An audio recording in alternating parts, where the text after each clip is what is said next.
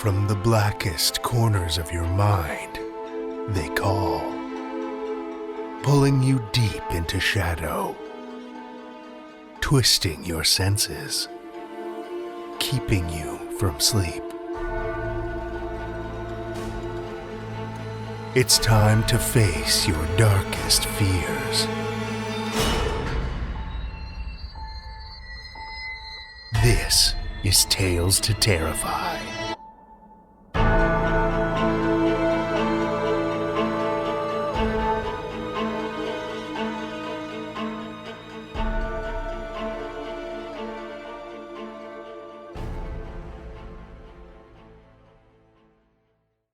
Good evening, children of the night, and welcome.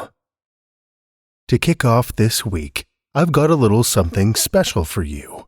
A couple somethings, actually. To start off, I'd love to give you the chance to win your very own copy of the movie Pearl on Blu-ray.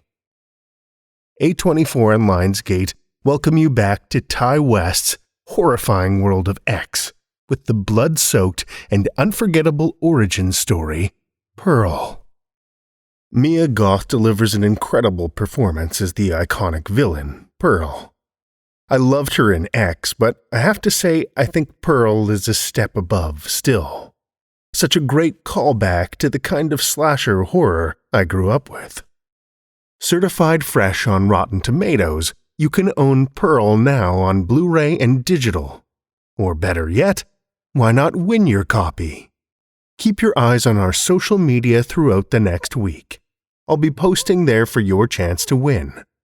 Plus, patrons get even more chances to win. So, keep your eyes peeled. And our other treat for this week? I've finally received our special, limited, signed copies of the new Dark Matter Inc. fiction collection, Human Monsters. There are some mind-blowing, disturbing tales in this anthology by some of our favorite authors we've featured here on the show, and many incredible talents we haven't had. Yet. We've got a couple details to iron out for the giveaway of these bad boys, but our supporters on Patreon will have an extra chance to get their claws on a copy.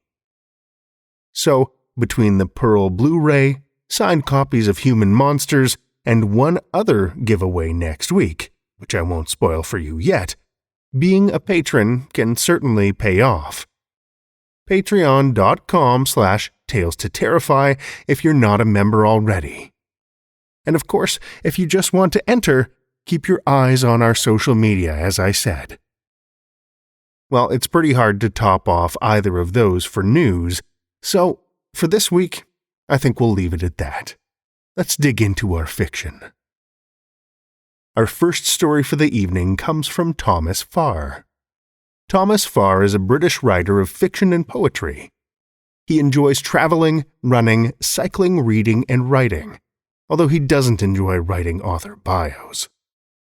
His work has appeared or is forthcoming in Amphora, Vernacular, Lavina Press, The Dark Door, and elsewhere. He tweets at @TFarPoetry. Children of the night, join me for Thomas Farr's Hachishakusama, a Tales to Terrify original.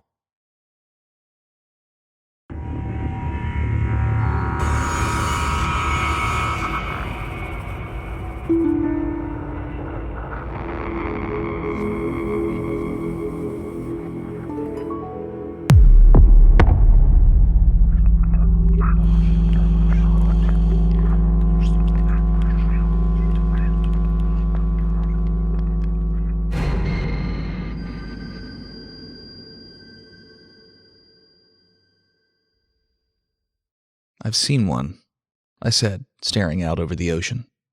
We were sitting on a rocky breaker at the edge of the bay, one of those little fishing villages along the Kyushu coastline, with tugboats bobbing on the waves and racks of fish and other things scraped from dredges hung up next to market stalls and houses. I heard the sound of sandals slapping against cement as someone passed us by. Nick skimmed a stone across the water. It hopped 3 times, then sank. "Seen one what?" he asked. "A ghost. I've seen one." He said something in Dutch and reached for another stone. I just looked at him. "Sorry," he said. "Where? When?" "In Nagasaki, of all places." I stared at a pair of gulls veering near, gliding out of the blood-white sky and diving and crying loudly. There were a couple of surfers farther down the beach, and I watched them for a while. There was no one else around, except for an elderly fisherman fishing off the back of a boat. The waves were small, slopping off the rocks, receding flatly across the water. "Let's hear it, then," Nick said. "Yeah?" "Yeah. Spill the story." "You know Kagamiya?" He shook his head. "It's a guest house, not too far from Hotarojaya. To get to it, you have to walk right past this little hillside cemetery. And at sunset, you can see the spiky silhouettes of all these tilted gravestones, and there's like an almost holy hush to the whole thing. There's a shrine, too, fairly big by the looks of it, although I never went inside. Oh, and a couple of vending machines on the street just opposite. Energy drinks and cigarettes, the usual. So anyway, I've booked a bed in one of the dorms. Only once I get there, the girl in the reception tells me that no, I've got a private room in the annex. Nobody's trying to charge me anything extra, so I say, sure, okay. Private room in the annex it is. I looked at the horizon, the pale sky and frescoed clouds. It was like an oil painting discovered in shades of white, of gray. We were both quiet for a while as the gulls swooped and cried. "How long were you in Nagasaki?" Nick asked at length. "A week or so," I answered. "Checked out the Peace Park, the Museum of History, the Dutch Slope too, before you say anything. But what I'd really gone there to see was the island." "Gunkanjima?" "Gunkanjima, Battleship Island in all its empty, eerie glory." And just like that, the memory was so clear I could have reached out and touched it with my hand. The dense warren of abandoned concrete buildings, crumbling factories and derelict apartments, the huge, heavy weight of accumulated time. They take you around on carefully controlled tours. "I haven't been," Nick said. "Carefully controlled. But at one point you're allowed to look around the area unsupervised." I released a long, captive breath. So I looked. I wandered the empty streets, past rows of empty doorways. Everything felt and sounded empty. I walked for probably a quarter of a mile in the blistering heat. This was back in August, right, and that whole island was sizzling like a pan. Before I decided to go inside, I paused for a moment and listened to the shouts of the surfers resounding from farther down the beach, the sound of sandals scuffing swiftly across stone, the heaving stanzas of sea. This was no longer a considered retelling so much as a reliving, a flutter of memory, a zoetrope of recalled images. The dilapidated courtyard, stacked walkways framing a small square of gray sky. The apartment building waiting, dark and smothering as an ancient mausoleum. The stairwell was blocked, so I climbed the railings like a man climbing scaffolding. The air was dank and clammy, mixed with a tang of salt. It was like a cave mouth swallowing me up. Every doorway I passed was as dark as a tomb. I followed the layers of walkways and connecting footbridges, flicking all these useless light switches and picking my way around piles of debris. I had a pen light and stopped at each door and swept the puny beam over walls and ceilings. I thought about the apartment floor creaking uneasily beneath my feet, the middens of mildewed furniture, the jagged refraction of light off an imploded television screen, and a nigh unto deafening emptiness. I went inside one of the apartments for a mooch around.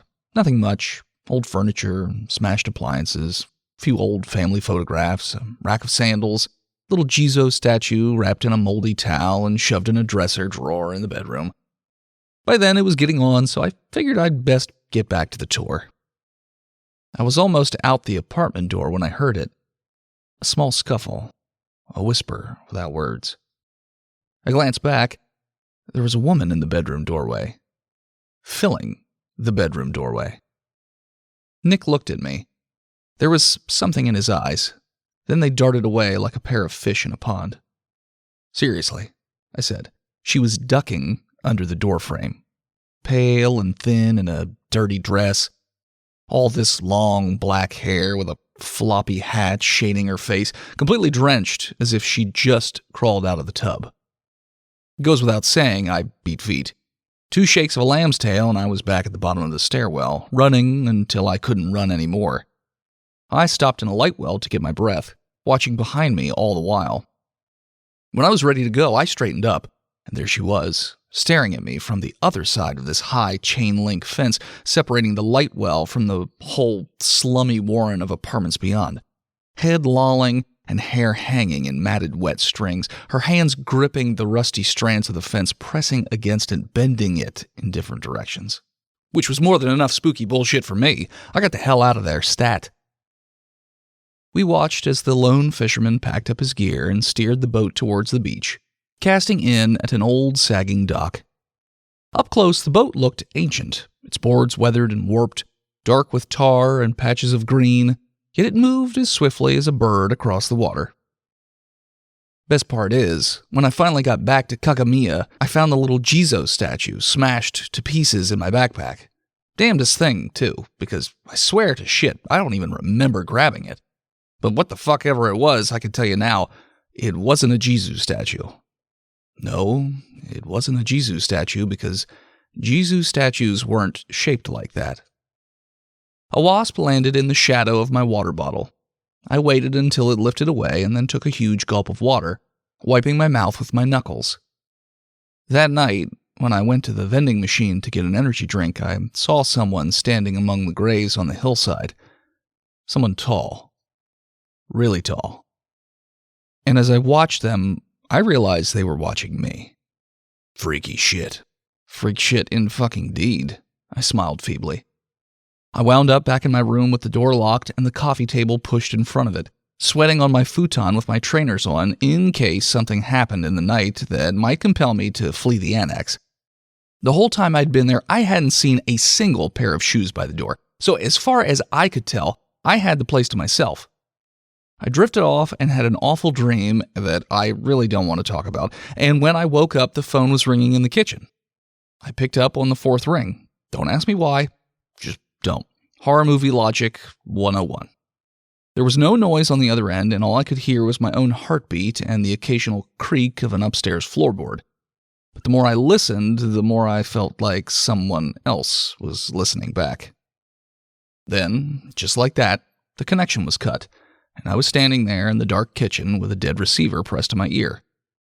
The floorboards above me were creaking like a bed in a brothel, and all of a sudden, it was the stairs I could hear complaining. The stairs were in the front hallway, and the hallway connected my room to the kitchen. What was down there? Hell if I know. I climbed out through the kitchen window and slept in the reception room. In the morning, I went back to the annex, and as soon as I opened the door, I was breathing in that same salt tang, and it was like being back on the island again. I flipped the switch, but the lights didn't go on, and darkness filled the hallway. Made it the mouth of a fucking cave. In the end, I got someone from reception to go in and get my stuff. Told them I'd seen a big honking spider and was too scared to go in myself. It was only half a lie. Nick threw another stone. This one sank right off the bat. We walked through the village, passing some shops and a shrine and a 7-Eleven and ascending some 10 or 11 eroded stone steps to a little garden clinging to a hillside with bamboo closing off 3 of its sides. We sat on a low stone bench carved with kanji characters whose meaning I couldn't quite grasp. There was a small wooden shrine with flaked red paint and some earthen pots of salt arranged in front of it. A faint breeze winnowed through now and then, rustling the bamboo leaves and smelling of sea, and in it I heard a voice that was not quite a voice, but more like the impression of one, like a mouth too close to a phone receiver. Maybe I'm losing it, I said, listening to someone move behind the bamboo, a slow, dragging footstep. Ants inspected my trainers. Crickets rasped in the shadows. Minutes passed like eternities. Footsteps and creaking floated across the garden. There was the smell of incense and things growing, a pocket of dark, sickly scent. I turned to say something to Nick, and he was gone, as if he'd never been. I covered my eyes and listened to the noises of the garden, and when I looked again, my pale bride was coming to me from behind the bamboo, her cold obsidian eyes shining in the gloom, her visage waxen, her mouth stretched just about as far as a mouth could go. The salt in the pots began to blacken, and then there was only her. Her damp black hair waterfalling around me, and the breeze creaking and squeaking through the bamboo, and the slack drip and gurgle of water.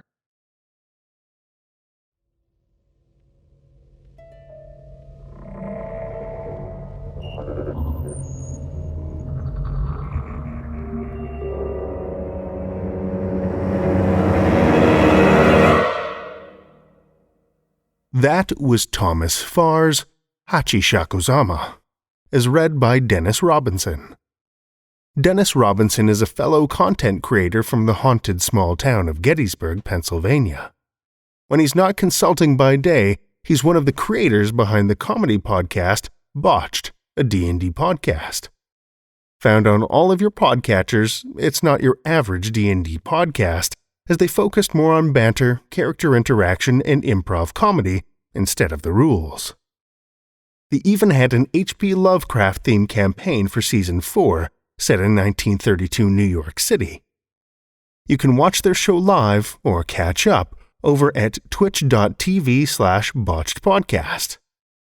And of course, as well as being one of the creators behind Botched, you might have heard me mention that Dennis is also the mastermind behind a graphic novel series about the world's first werewolf. A little mythology, a dash of folklore, and a sprinkling of history, he brings to you Lycan, Solomon's Odyssey. Chapter 2 just released in digital edition after another successful Kickstarter. If you could check out the project, it would mean the world to him. You can find it now at hiveheadstudios.com or lycanbook.com. It's a phenomenal series, and I've honestly been enjoying every frame, so I highly recommend you check it out. Thank you, Dennis. Our second tale tonight comes from Hope Davies.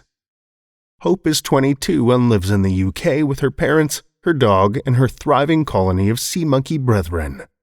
You can find her on Twitter at impudent_spurl. Listen with me, children of the night, to Hope Davies' The Face We Share, a Tales to Terrify original.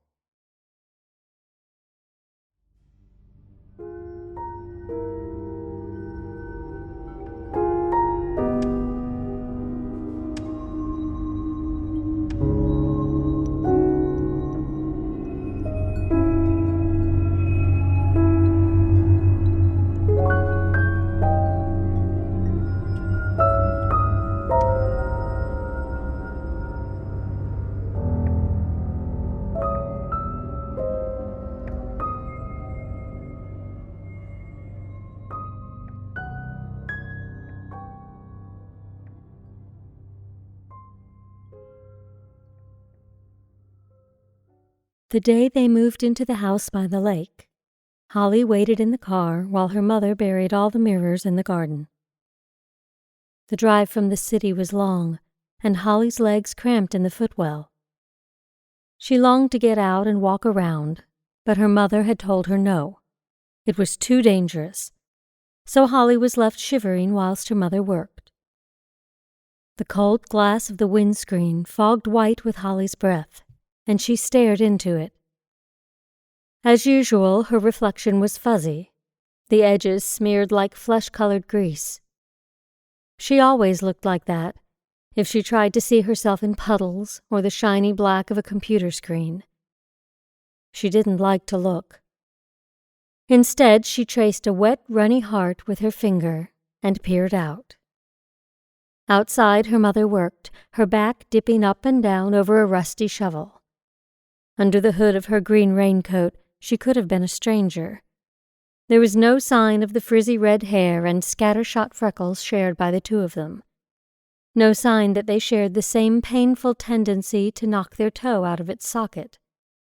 The same favorite cereal, the same fondness for melodramatic reality TV. All that was visible were her mother's pale hands, the right one sliced by a thin white scar.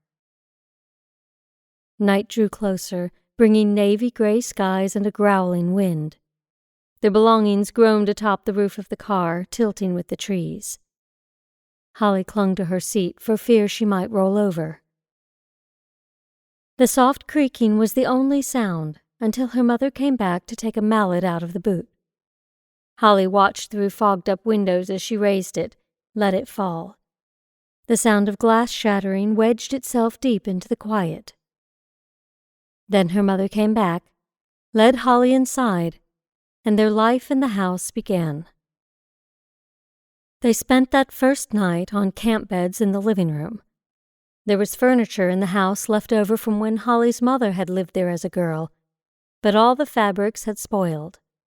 Damp had gotten in, and the mattresses and walls were thick and slimy with mold.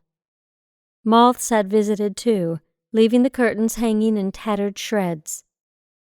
"Don't you worry, love," Holly's mother told her, hair still damp from the storm. "We'll get this place sorted out in no time at all, and it'll be like the flat, but with more space. You'll see." Holly frowned at her over a mug of instant hot chocolate, steam dampening her cheeks as she said, "I like the flat." A draft flickered up from a dour corner. It was warm. Her mother set her own mug down to the side, now empty. "Soon as we get the heating sorted, this place will be too. Just think, won't it be nice to be in nature?"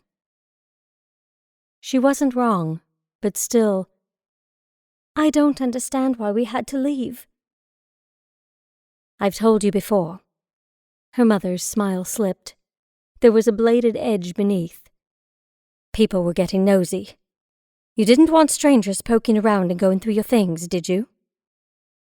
"No, but—" "Well then," her mother said. Her smile was in place again, as if it had never left. She flicked off the camping light that had been casting the space in its dull white glow. "It's good we're here, isn't it? It'll be nice to get a bit of quiet." "I suppose," Holly said, darkness gobbling up the unfinished end of her sentence. She set her mug down and crawled under the heavy blankets tucked over the camp bed. It was true that Holly wouldn't miss the noise of the city, that it would be nice to have more space than they had in the flat. Life had come with a soundtrack, wailing sirens and the neighbors' arguments, all muffled through cheap plasterboard. "We'll have an easier time of it out here," her mother promised. "Now go to sleep." Holly did. After that, their first months in the house went toward making the space habitable. Holly's mother went into the nearby town alone and came back with 2 mattresses, sheets, and new curtains. They worked together, taking down curtains, throwing away rotted linens, and hauling out mattresses. Holly strained under the weight, skinny arms trembling right up to the front door. With a final heave, they shoved the mattress outside. Holly stepped back, gasping for breath. Her mother chuckled at that, ruffling Holly's hair. "All right, Miss Muscles." Holly just scowled, eliciting yet more laughter from her mother. They hung the new curtains up as a team as well. Where the old ones were dark browns and maroons, the ones Holly's mother had picked out were bright and airy. Draft excluders, shaped like snakes, found homes in front of problematic cracks, keeping out the worst of the cold. And when Holly's mother cajoled the gas company into switching the heating on, the house was finally warm. Over many afternoons, they started to properly unpack. Cardboard boxes moved from car to hallway, then to the cupboards and shelves of their new home. Holly's own room, blank-walled and empty, became host to her collection of posters. Torn from magazines, they were mostly of different animals, none of which Holly had ever seen in real life. There were giraffes with long spotty necks, a smiling koala bear with fuzzy little claws, and a deer with speckled white flanks and curious eyes.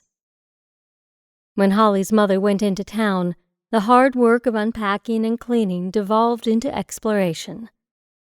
The house was full of nooks and crannies, and when Holly stumbled upon one, she couldn't help but search for more. She found a crawl space under the floorboards, and then a plastered-over passageway between her and her mother's bedrooms. What felt like 100 bookcases stood in front of 100 hollows, perfect for curling up inside. There was even a priest hole, a tiny room thick with dust, hidden behind a flap in the old wooden staircase. Faced with the prospect of exploring the dark, musty room alone, Holly's courage failed her. When her mother arrived home from town, Holly pounced on her. "Guess what I found?" Her mother didn't answer straight away, too busy wrangling the multitudinous polyethylene bags in through the door. Belatedly, Holly realized that she had better take some of the bags from her, and the two of them shuffled into the well-lit kitchen. Her mother dumped the bags on the table. "Somewhere to keep your socks that isn't just tossed on top of your shoes?" Holly watched as her mother dropped a handful of change into the jar above the sink. The scar on her hand flexed, shimmering like the coins. "It's way better than that," Holly promised, setting her own bags down. "Oh?" her mother questioned. "Come see," Holly said, tugging at the sleeve of her mother's warm, cable-knit jumper. Her mother followed, and Holly pulled her to the priest hole, pushing back the panel in the riser of the 4th step from the top. "It's a priest hole," Holly explained as her mother poked her head in with a slight frown. "Like was on the TV yesterday." "It's a break-in waiting to happen is what it is," her mother said, still frowning. "That draft is coming from outside. I bet there's an escape tunnel in there, too." She straightened, pulling her head out of the hole as she fixed Holly with a serious look. "You're not to go down there, love. You could get hurt." Holly bit her lip and nodded, cowed. Of course it was dangerous. It'd been silly and childish of her to want to explore. Her mother seemed to notice Holly's expression, and her own face softened. She reached forward, wiping a smudge of dust that had settled on Holly's cheek. "How about we finish putting the food away, and then we can get pizza and watch Bake Off?" Holly smiled at that. "Okay." A week later, when her mother next went out shopping, Holly went to check on the priest hole, driven by curiosity. Her heart sank a little when she found it nailed shut. She would have to be content just knowing it was there. Over the next month, winter crawled into spring, and Holly began to feel as if she had truly settled in. It was different to the city, far from the noise and smell of the thousands of other humans packed as close as they would fit. There were only the two of them here. Every cough echoed, and every breath stood alone, as loud as if you had shouted it. She could hear every shift of her mother's weight, every half-hummed tune in the shower. The reverse was true as well. The walls had ears, and they belonged to her mother. The warmer weather brought with it an explosion of wildlife. Holly spent hours at the lead-lined windows watching. Grass sprung thick and green over the spot where her mother had buried the mirrors all those months ago. Flowers bloomed, more colors than Holly had ever seen in the city. White pinpricks of daisies, drooping clusters of heavy-headed bluebells, and purple foxgloves, all lining the path. From the portico, big swaths of honeysuckle branched, growing longer as the daylight did. The other change spring wrought was in Holly's mother. The money she'd saved for them to move had finally run out, meaning she was back to working full-time again. This meant long hours hunched over her laptop, a battered old thing with cracked hinges held together more by duct tape than its original casing. The two of them spent a lot of time cooped up on the kitchen table together, working in stifled silence. Holly wasn't allowed to use the internet to help with the worksheets her mother printed off for her, so she only had battered textbooks, salvaged from wherever it was things written in the 80s went to die. Holly's work never took her very long. Unlike her mother, who could sit for hours staring at a blank page, Holly didn't like to spend ages puzzling over numbers or letters. After all, there were much more interesting things to do. She either knew the answers or she got them wrong. As soon as she finished her schoolwork, Holly always went to watch the garden. Butterflies flocked to the space outside the window, drawn by the explosion of wildflowers and the heady spring perfume. Holly could stare at them for hours, right up until it was too dark to see. When her mother brought her a sketch pad and a set of coloring pencils from town, Holly started to draw the butterflies instead of just watching. Soon she amassed a collection of careful insectoid drawings, blossoming with color. Often they flew away before she could finish, and she had to make up her own patterns for the wings. She liked to draw the butterfly wings with the tropical feathers of birds she'd seen on documentaries, or with crumpled, papery textures like they'd been torn from a book. Once she filled the page with spectral moths, their wings flapping like the tattered sails of a ghostly ship sailing through the dark. After she finished, she always gave her drawings to her mother, coaxing her away from the laptop to do so. Her mother always smiled when she saw them, eyes crinkling, kinder than they usually were. "I liked to draw when I was your age, too," she'd say before tacking them up on the kitchen door. There, the delicate breeze set the papers rustling like they had wings of their own, stuck in place, but always trying to fly away.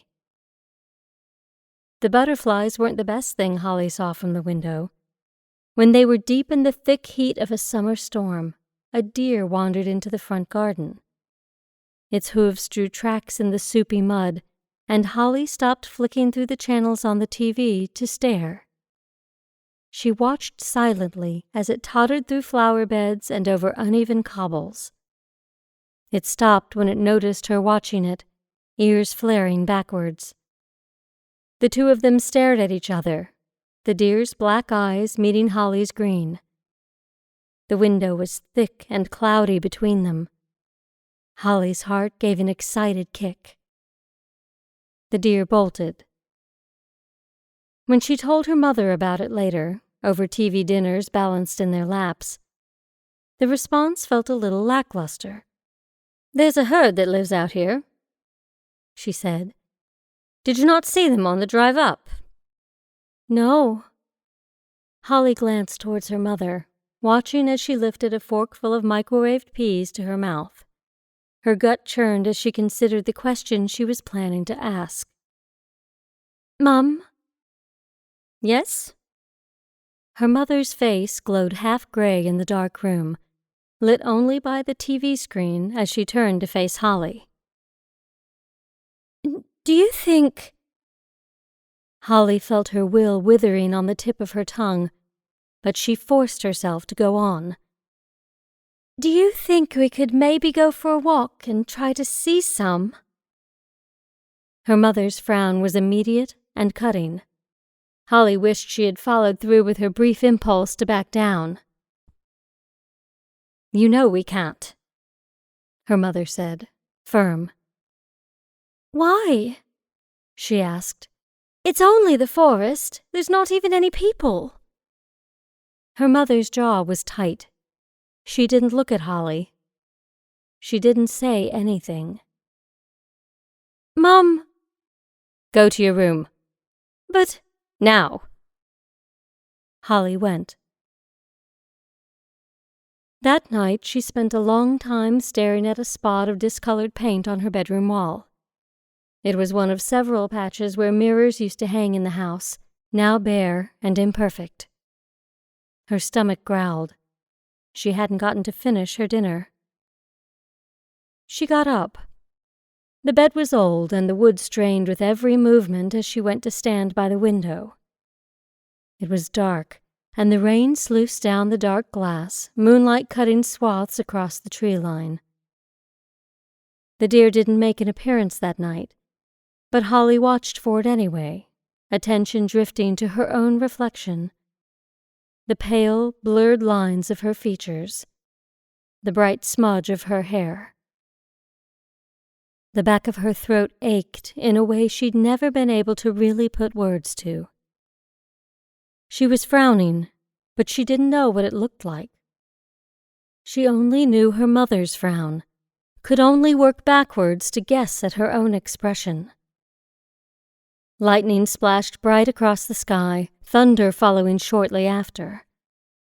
Holly counted the seconds between them in her head, each one a mile. She wondered what it would be like to be there at the spot where they both hit, no time between them at all. She went to bed with her throat still burning, annoyed that she couldn't figure out why. Not long after that, a heavy drought stifled the flowers, and the butterflies stopped visiting.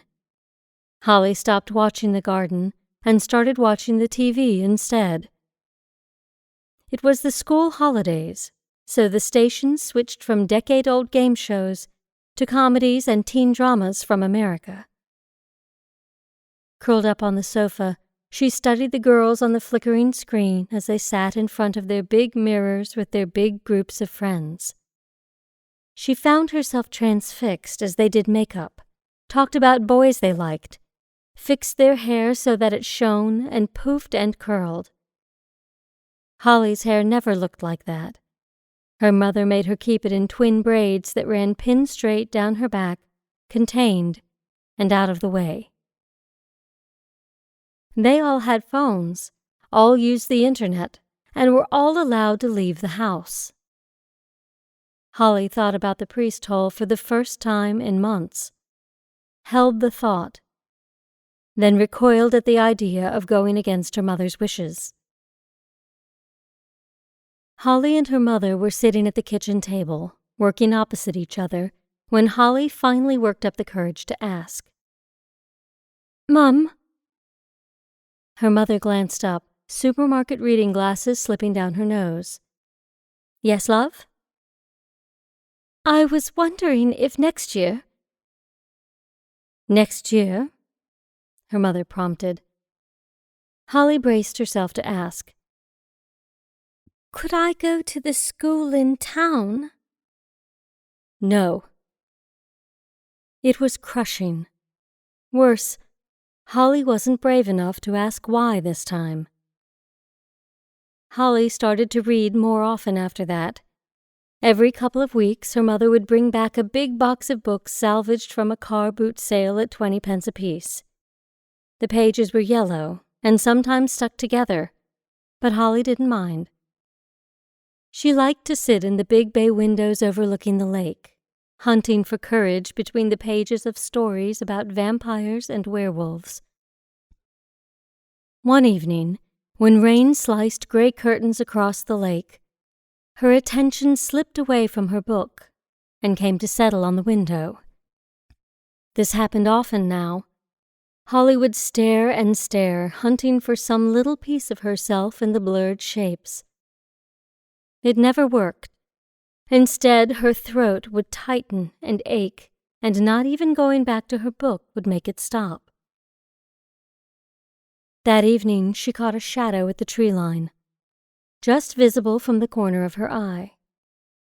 It hovered there for several seconds, and she traced the outline. It was the deer. Her heart stuttered, book falling to her lap, forgotten. It left, and Holly made up her mind. She started small at first, still smarting from her conversation with her mother. Whilst her mother was out, Holly opened the linen closet. The bottom was full of all the tools her mother had made use of whilst fixing up the house. Nails, hammers, even a power drill attached to a black cable, thick with dust. Holly rummaged around until her hand closed around the handle of a stubby screwdriver. A tingle of nervous anticipation shivered across her skin, and she tucked it into her skirt pocket. She didn't use it straight away. Instead, she put it in her box of pencils where they sat gathering dust on the shelf. She practiced breathing deeply until her mother got home, staring at her book but unable to make herself focus on the page. Later that night, her mother came into Holly's room just as she was getting into bed. She paused in the door, surveying the cluttered shelves and the poster-covered walls. Holly twisted her hands into fists under the covers. "I was looking for my screwdriver earlier, but I couldn't find it." Her mother's hand was resting on the doorframe, her silvery scar catching the light. "You wouldn't happen to know where it is, would you?" Holly shook her head quickly. Her hair was still damp from the shower, and the motion spritzed droplets of water across her shoulders. "No." She clenched her fists a little tighter, looked at everything except the little box of pencils on the shelf. "Did you check the linen closet?" "First place I looked," her mother said. "Oh." Holly swallowed. "I don't know then." "Well, let me know if you see it." With that, she turned off Holly's bedroom light, plunging her into darkness. It was getting cold again as they edged into September, and the leaves were browning on the trees. The TV had stopped playing teen dramas nearly a week ago, and Holly had to settle for watching reruns of Four in a Bed. Holly bided her time until her mother's next trip out. A week later, the day came. The morning of the trip, the two of them sat in the bathroom. Holly perched on the edge of the tub, whilst her mother tugged her hair into plaits. They had finally painted the walls a couple of weeks ago, but the space over the sink yawned wide, a sore marked only by its lack of continued soreness. "Remember," her mother said, "if anything happens, call my mobile first, okay?" Holly nodded. "Okay." Her mother tugged sharply at the plate she was working on. "Stay still." "Sorry." Her mother took a breath that weighed heavy on her shoulders. "You know I love you." "Yes, Mum. I love you too." Later, Holly watched her mother leave, perched on the big leather chair by the window. The car sputtered a couple of times in the driveway, but as always, it made it out, disappearing down the road as it wound away from the lake. Holly collapsed back into the chair, pulling her knees in close to her chest and burying her face in them. Her heart pounded as she counted out time in her head, each creak of the old slumbering house making her curl just that little bit smaller. With a few deep breaths and a little patience, she calmed herself enough to move again. After all, she wasn't going to be doing anything overtly rebellious. She just wanted to step outside, even if it was only for a moment. She trotted up the stairs, noting the still boarded-up flap covering the priest hole. In her bedroom, she stood atop a chair, grasping for the box of pencils. Once she had it in hand, she sat on her bed, hands trembling slightly as she slid the lid off, revealing the contents. The screwdriver was gone. Cold seeped slowly and painfully into her gut, wrapped tight around her throat, suffused up into the roof of her mouth. Gone. It was gone. She shuddered, forced herself to breathe again. It must have just fallen down the side. Must have... something. She jumped to her feet with a horrible jerking motion. Heart pounding, breath hot, she inspected each and every crook, every box, every pocket.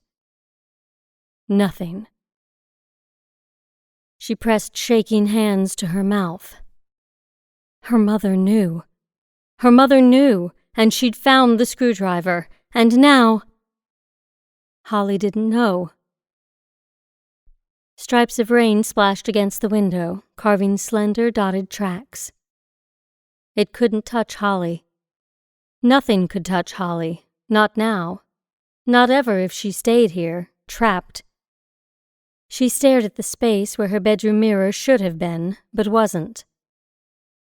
She needed to do this, to know why. When she went outside, would she see the deer again? The screws keeping the priest hole shut were thick and wide, enough that Holly could fit a coin in the grooves. She selected a 5-pence piece from the change jar in the kitchen and jammed it into the drive, twisting. It hurt her fingers, leaving little red grooves in her skin, but she kept going until all the screws came free. The flap in the step opened and a breeze escaped, hitting Holly's face with a chill. She took a breath, lungs filling with fresh, cool air. She peered into the dark space, but it was too dark to see much beyond a narrow crack of light near ground level. Swallowing her fear, she turned round to go down the hole, feet first. She had to wriggle a bit, and a splinter scraped her belly where her blouse rode up. But she made it through, dropping to the floor with a thud. The space was musty from what was probably centuries of neglect, floorboards soft with damp. She sneezed, sending motes of dust swirling through the air. Kept sneezing until she pulled her blouse up to cover her nose and mouth. She picked her way through the dark, making sure not to trip on anything. She reached the crack of light. It was a low door, big enough only to crawl through.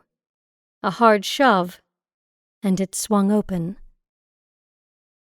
Holly dropped to her knees, crawling out into a patch of wilted pink flowers, dust and dead things clinging to her as she emerged from the house. Trembling, she got to her feet.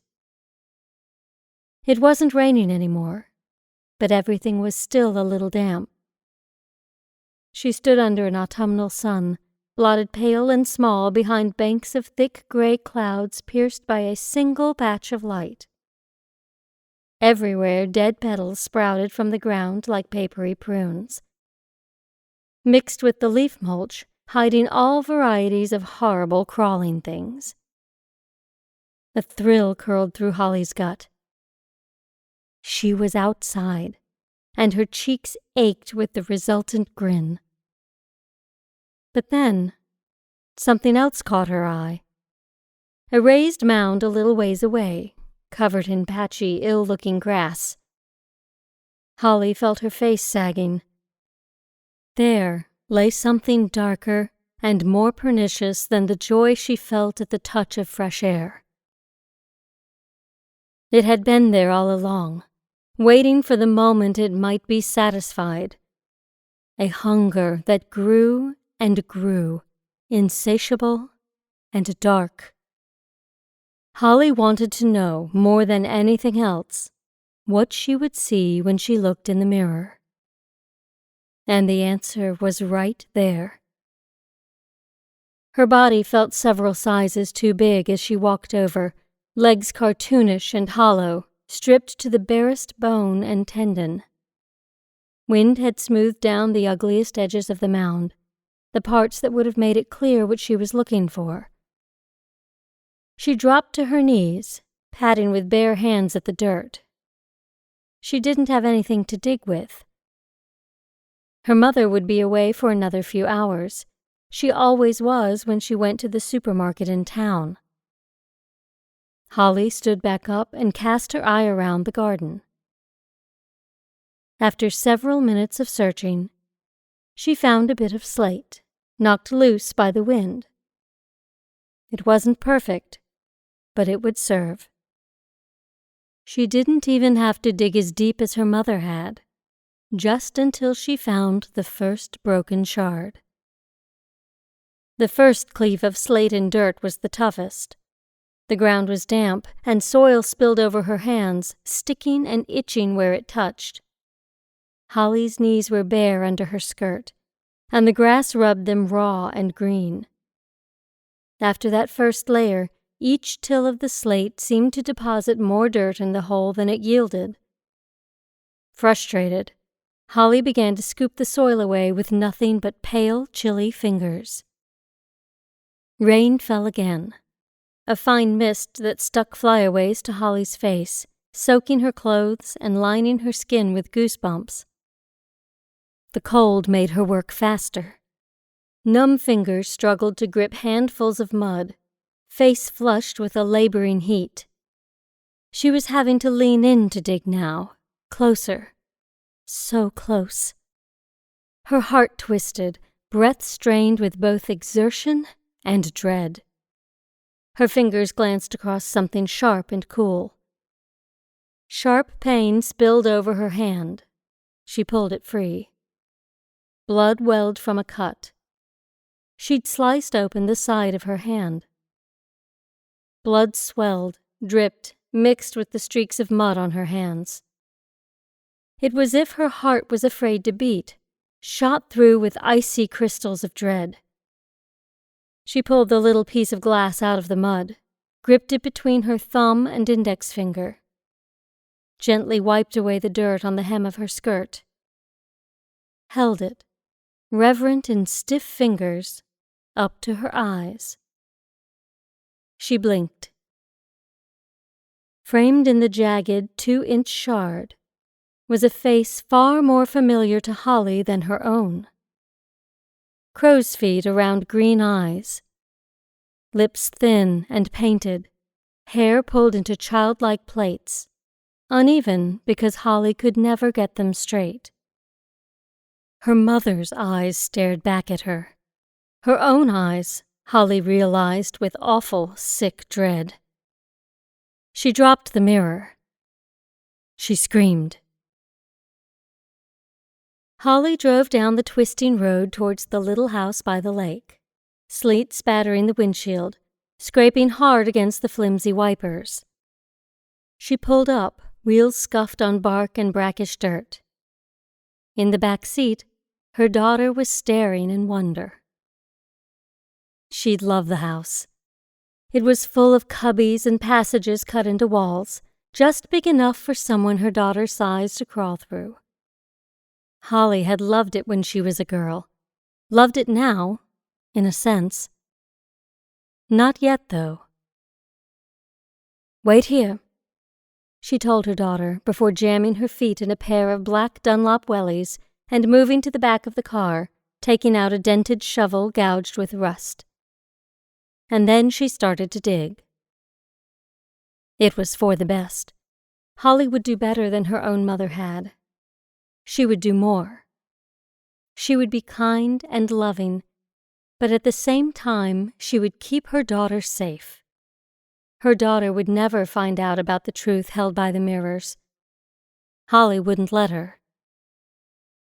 Later, when the hole was deep as a grave, it was time to go inside. She wandered room to room, screwdriver in hand, tracking down each and every mirror, not daring to look. She dragged them all outside. She was sweating under her raincoat as she pushed each one into the hole. They glowed, capturing light, holding it.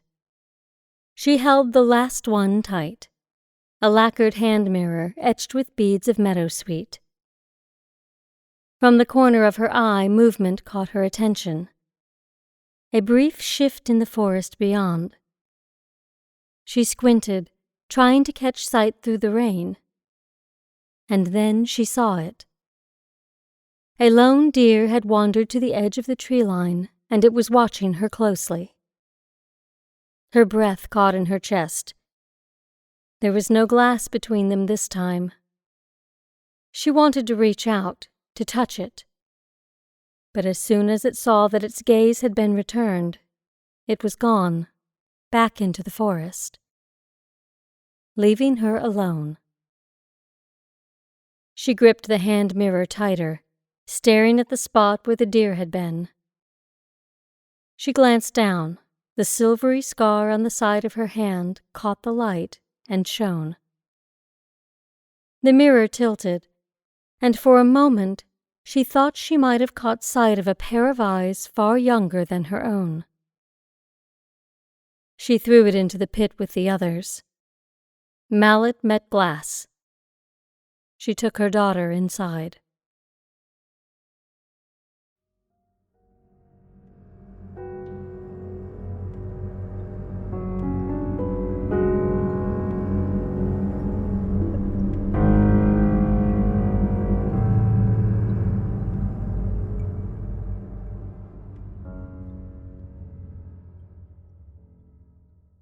That was Hope Davies, The Face We Share, as read by Nicole Swanson.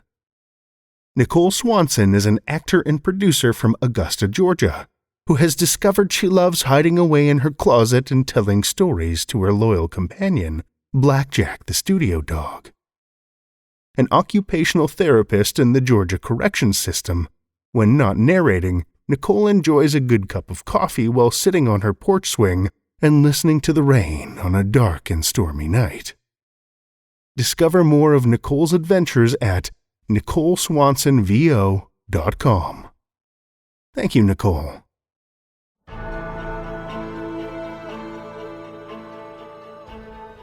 Well, children of the night, the hour is late, and we've run out of tales to tell. For now. Tales to Terrify is made possible by the tremendous generosity of our supporters on Patreon and PayPal. Incredible fans like Paul Belcher, Amanda Gottfried, and Kathy Robinson, whose generous support helps keep the lights on and flickering ominously. Not a supporter? Head over to patreon.com/Tales to Terrify, where you'll find all kinds of perks like ad-free episodes, bonus content, and one-of-a-kind collectibles and merch packs. Every dollar goes back into this show to make it as horrific as possible, and we appreciate it so much. Want another way to support the show that doesn't cost a cent? Head over to Stitcher, Podchaser, or Apple Podcasts and leave us a 5-star review. You'll not only put an unnaturally wide smile on our faces, but help new listeners discover our terrifying tales, too. Why not share your love of the show out in the world with some Tales to Terrify merch? TalesToTerrify.com/merch will take you to our TeePublic store, where we've got a great collection of creepy custom and curated designs that's always growing. Tales to Terrify is produced by Seth Williams, Meredith Morgenstern, Andrew Gibson, and myself, Drew Sebastini, with original theme by Nebulous Entertainment. Tales to Terrify is distributed under a Creative Commons Attribution, Non-Commercial, No Derivatives license. Join us again next week as we summon fresh horrors with more Tales to Terrify.